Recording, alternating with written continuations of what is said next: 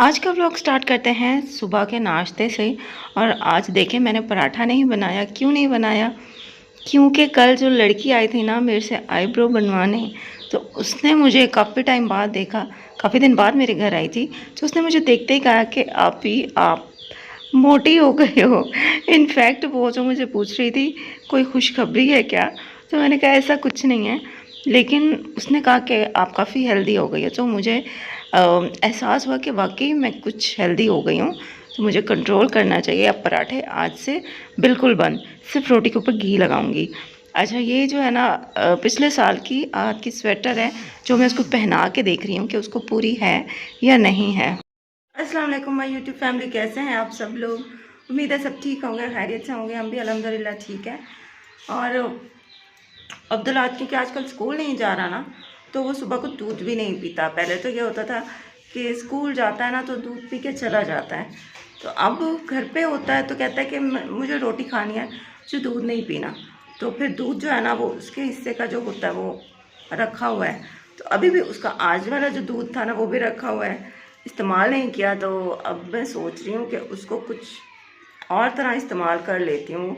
अब दोपहर का टाइम है तो उसमें ना सिवैयाँ मंगवाई हैं, मैंने कहा वो सिवैयाँ बना देती हूँ अब्दुल्लात को।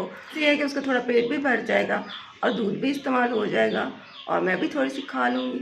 अम्मी कह रही है कि मेरे लिए ना थोड़ी चीनी डालने से पहले मेरे लिए निकाल लेना और उसके बाद चीनी डालना, क्योंकि कल भी अम्मी ने वो मीठी रोटी खाई थी ना, तो अम्मी कहती हैं कि इस तरह रोज़ मैं मीठा नहीं खा सकती, अच्छा नहीं है हेल्थ के लिए। अम्मी के लिए जो है ना वो निकाल लेंगे पहले और बाद में फिर चीनी डालेंगे।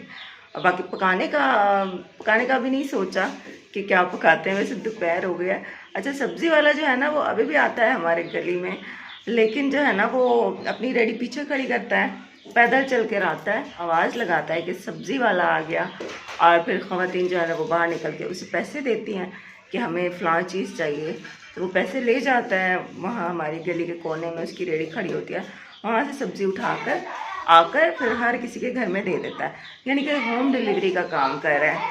तो सुबह को 9 बजे जब हम लोग नाश्ता कर रहे थे, क्योंकि अब्दुल्ला आज स्कूल नहीं जाता तो हम थोड़ा लेट नाश्ता करते हैं, तो हम लोग नाश्ता कर रहे थे तो जब उसकी आवाज़ आई है। अब बंदा उसी टाइम नाश्ता कर रहा हो ना, तो उसी टाइम समझ ही नहीं आती कि भाई अब हम शाम को क्या पकाएंगे, क्या सब्ज़ी लें। तो हम जो है ना वो बिल्कुल, हमारा दिमाग जो है ना वो ब्लैंक था, कुछ भी समझ नहीं आ रहा था। तो अम्मी ने कहा कि मैं तो अभी नहीं मैं नहीं ले रही अभी सब्ज़ी, मुझे कुछ समझ नहीं आ रहा, तो बाद में सोचेंगे। तो जो फिर दिल किया वो फिर मामू को फ़ोन कर देंगे। मामू की दुकान चौक पर है, तो वहाँ से मामू फिर सब्ज़ी लेते आएंगे। वैसे भी हमारा घर जो है ना वो मामू के रास्ते में पड़ता है, यानी कि मामू अपनी शॉप से जाते हैं घर, तो यहाँ से गुजरते हुए ही जाते हैं। तो हम ये कहते हैं कि चलो मामू को कॉल कर देंगे, वो जाते हुए हमें सब्ज़ी दे जाएंगे। सोच समझ लें पहले हम, तो सुबह सुबह तो समझ ही नहीं आती कि बंदा क्या ख़रीदे। अभी जो है ना सिवैयाँ बनाने की तैयारी कर रहे हैं, और सिवैयाँ हम वो बना रहे हैं, वो जो रंगीन सिवैयाँ होती हैं ना वो ली हैं। और आपको अम्मी से मिलवाती हूँ, अब्दुल्लात को भेज के सिवैयाँ मंगवा ली हैं।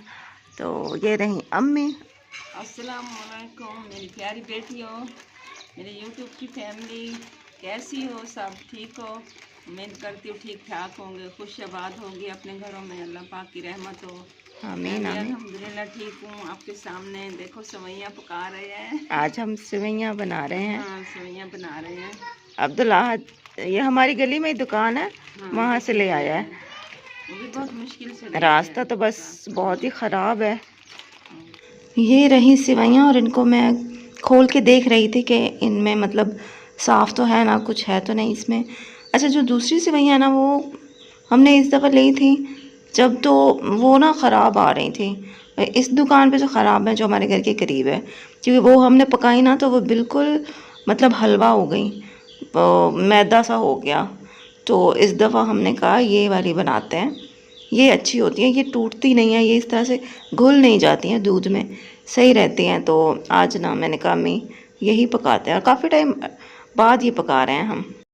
आज मेरे गले में लगता है खराश है, खराश, गले सूजे हुए हैं। गला है यहाँ से ना, माँ मेरे को कहती है हो रहा है, निकलते हुए भी दर्द हो रहा है। गले पड़े हुए होंगे इधर से जो। हमारा जो दूध रखा हुआ था ना वो आधा किलो था। तो मामू सुबह को अपना दूध रख गए थे हमारे फ्रिज में। तो फिर हमने मामू को कॉल की, एक तो उनको सब्ज़ी का बोला कि हमें सब्ज़ी ला दें, दूसरा उनसे दूध भी पूछा कि आपका जो दूध रखा हुआ है ना उसमें से कुछ हम इस्तेमाल कर लें। तो उन्होंने कहा पूछने की ज़रूरत ही नहीं है, आप लोग उठा लेते, सारा इस्तेमाल करना है तो सारा ही ले लो। लेकिन हमने उसमें से बस 1 गिलास निकाला था। चलें अभी बनाना स्टार्ट कर दिया है। इलायची मैंने उसमें डाल दी है और कस्टर्ड रखा हुआ था घर में ही। ये आधा पैकेट था, बल्कि आधे पैकेट से भी थोड़ा ही था, 2 चम्मच थे। जब पिछली दफ़ा कस्टर्ड बनाया था ना तो उसमें से ये बचा हुआ था।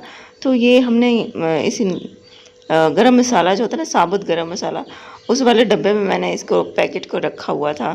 तो ये जब मैंने देखा ना तो मैंने सोचा ये भी डाल देते हैं, इससे अच्छा जायका आ जाएगा। बस इसको फिर पकाया, तो जब ये गाढ़ा हुआ तो बस फिर हमने चूल्हा बंद कर दिया। यहाँ हमारी पक के रेडी हो गई हैं और ये मैंने अम्मी के लिए निकाल ली है। पहले हल्का मीठा था और फिर इसमें थोड़ा सा और चीनी डाली है।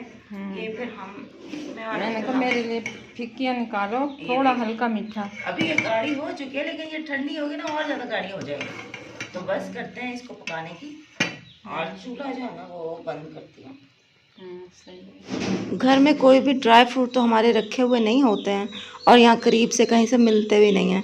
तो फिर डेकोरेशन के लिए मुझे कुछ भी नहीं मिला। मलाई रखी हुई थी फ्रिज में, वही डाल दी। मतलब कि जो पराठे की मैंने बचत की थी वो यहाँ पूरी हो गई।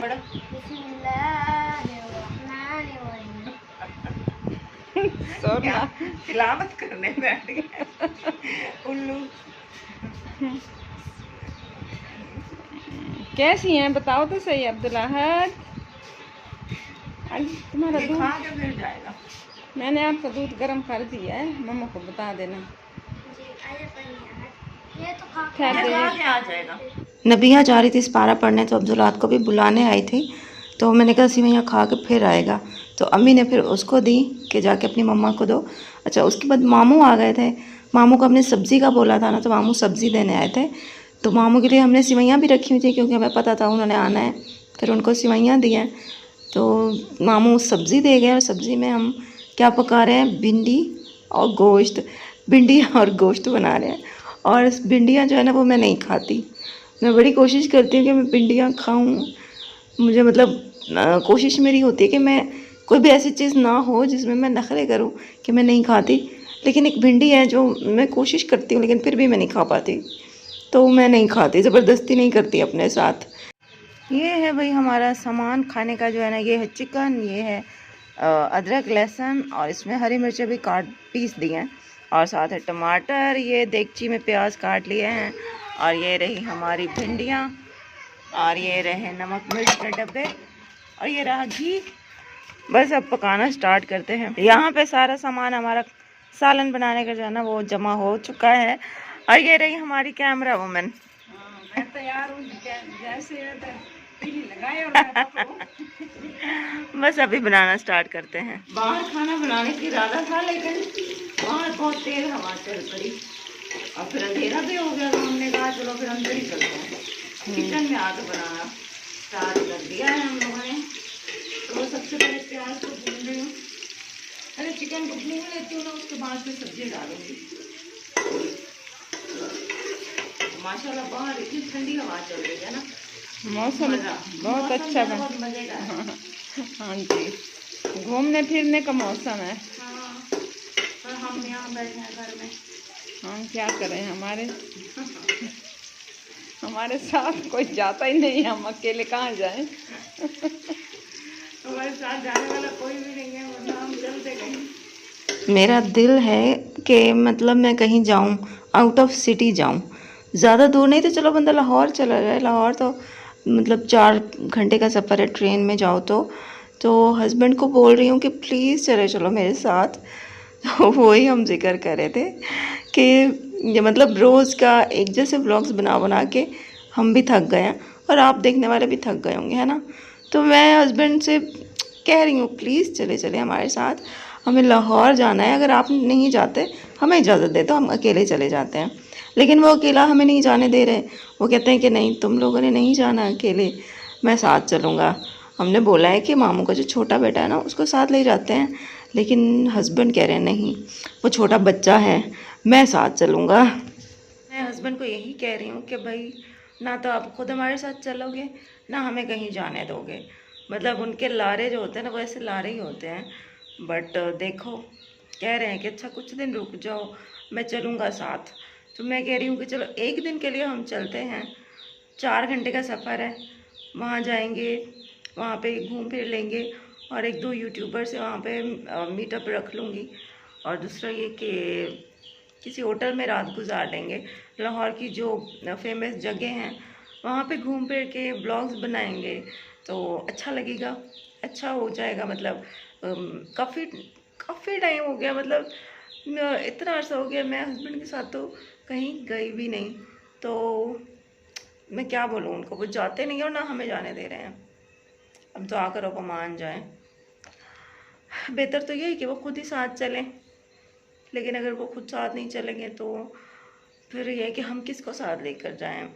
आपको पता है जो घर का मतलब फैमिली मेम्बर्स होते हैं ना, वो तो चलो मतलब अगर मैं अपने हस्बैंड को बोलूँगी वो साथ चलेंगे तो सबसे बेस्ट है।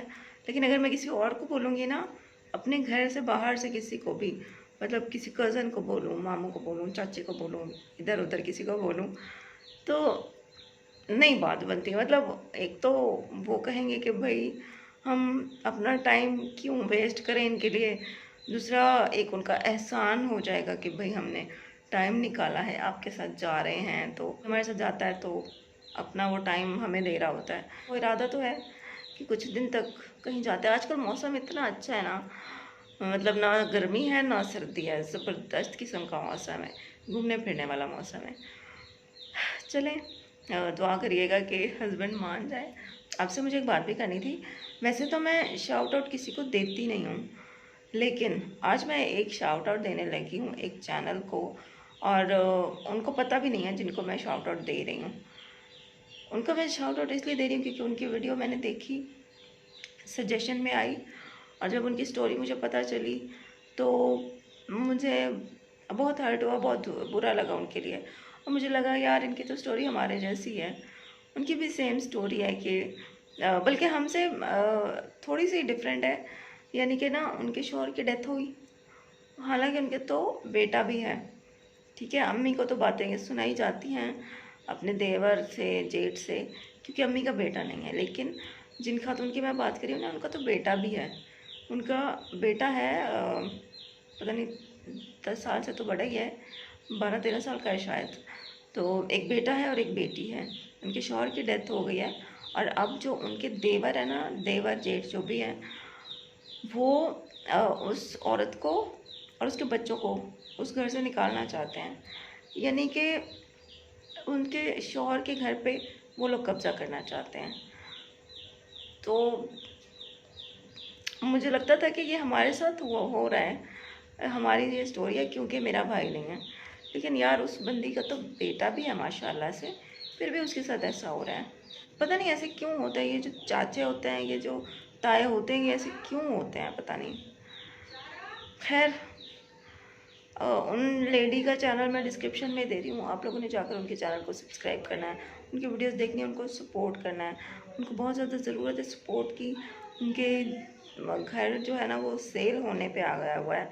मतलब उनके देवर वगैरह जो है ना वो कह रहे हैं कि हम ये घर सेल करते हैं, उनके घर पे कब्ज़ा करना चाहते हैं, उनसे उनका घर छीनना चाहते हैं। तो मेरी भी यही स्टोरी है, मेरे चाचे भी मेरे से ये घर छीनना चाहते हैं। तो मुझे उनकी स्टोरी देख कर ना बहुत बहुत हर्ट हुआ, बहुत दिल को लगी मेरी ये बात। तो मुझे लगा मुझे उनकी थोड़ी हेल्प करनी चाहिए। तो प्लीज़ उनके चैनल को सब्सक्राइब करें और जितना हो सके उनके वीडियोस को वॉच करें, ताकि उनकी फाइनेंशियली थोड़ी सी हम लोग हेल्प कर सकें। बाकी ये कि बस आज का व्लॉग इधर ही एंड करते हैं। तो इंशाल्लाह कल मिलेंगे आपसे नए व्लॉग के साथ। अपना बहुत ख्याल रखिएगा, दुआ में मुझे याद रखिएगा। अल्लाह हाफिज़।